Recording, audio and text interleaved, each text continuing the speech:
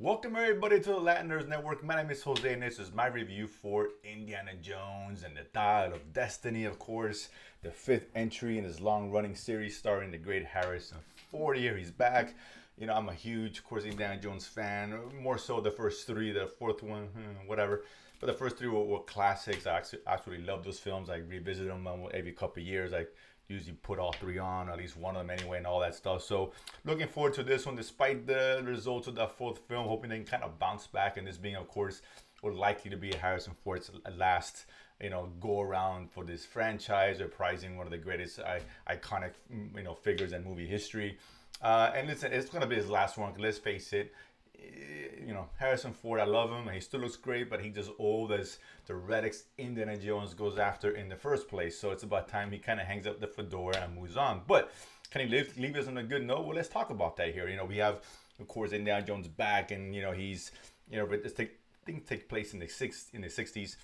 He's retired now, but he's kind of thrust back into another adventure when he meets up, when he's found by his goddaughter, played by Phoebe Waller-Bridge, who I'm a big fan of.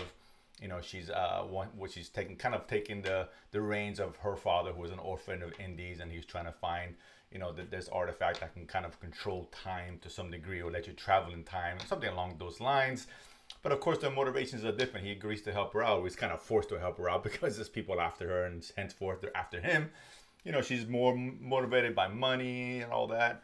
And he's, motivated by the fact that he doesn't want this artifact to land in the wrong hands, of those particular one, Matt Mikkelsen, who plays the villain here, who's of course a former Nazi, of course, now, who is trying to gain power by getting this artifact. So Indy's there to stop him, etc., etc. So that's kind of the basics of the film. They go from one place to another, chasing down one clue, and they can finally capture the artifact, and of course, mayhem ensues, and this is kind of Indiana Jones kind of pretty much comes and goes. Overall, listen, it's better than the fourth. I'll say that. It's a good thing.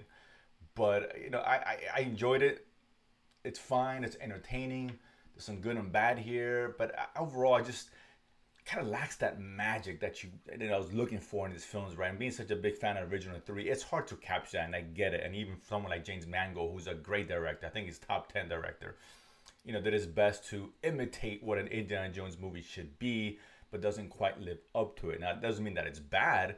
It's just okay. And as a pure indie fan, sure, there's a like to like here, besides the nostalgia of it all, with, of course, the character of Indiana Jones, and the music, of course, by John Williams' score, an incredible song. Everybody knows that song. All that works, and it hits you in the right places. But overall, and the beginning was very promising. They had a scene where it takes place, had de-aged, Harrison Ford, so he looks younger and looked fairly well. That technology has really advanced over the years, and it looked good for the most part. And I like the intro. It felt like old Indy, but then once it settles into present day, I don't know, it just felt like a kind of run-of-the-mill adventure with some cool stuff behind it. Some of the action sequences, worked. A little too much CGI here and there, of course.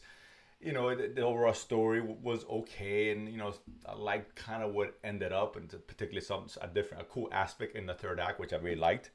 Excuse me, but overall, it lacked that sizzle, right? And I think the casual Indiana Jones fan will probably enjoy it, but it's definitely not going to be up to the standards that you used to and you want to see out of this film.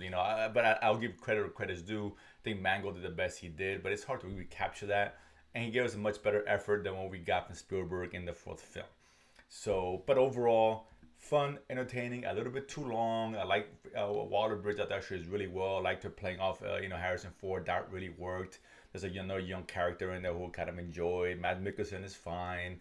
The adventure is good enough. Everything was just good enough, right? It just wasn't great, And for me, being such a big fan of it, I wanted something great. I don't know if it's there. I understand the mixed reviews it's been getting.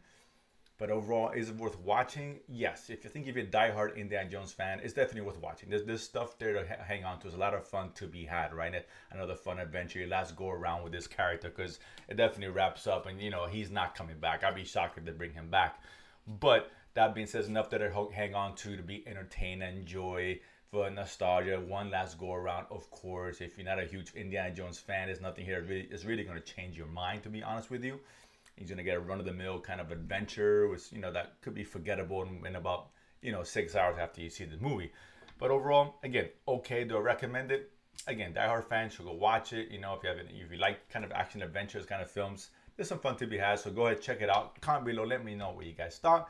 And of course, if you haven't done so already, subscribe below and feed money to go to the movies and talk about it afterwards. See you guys next time.